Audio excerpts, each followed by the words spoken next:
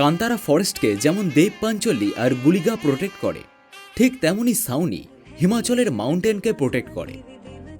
এটি মূলত পাহাড়ি লোকবিশ্বাস, দেবতা, সংস্কৃতি এবং প্রকৃতির সঙ্গে মানুষের সম্পর্ককে কেন্দ্র করে তৈরি হওয়া একটি উৎসব।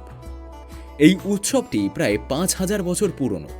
শীতকালে সাউনিপড়িরা পাহাড়ি গ্রামগুলোকে রক্ষা করে, কঠিন ঠান্ডার হাত থেকে মানুষকে বাঁচাতে সাহায্য করে। ये देखेगा तो आदमी मर जाते।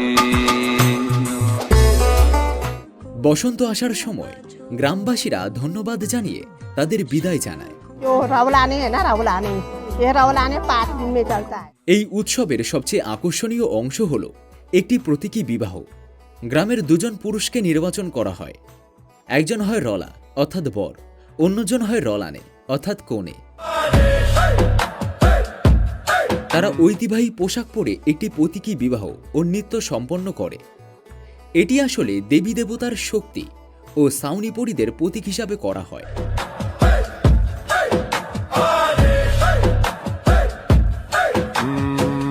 गुरुजी गोरख जति मच्छिंद्र का चेला, शिव के रूप में दिखे अलबेला, कानों कुंडल गले में नादी, हाथ त्रिशूल नाथे।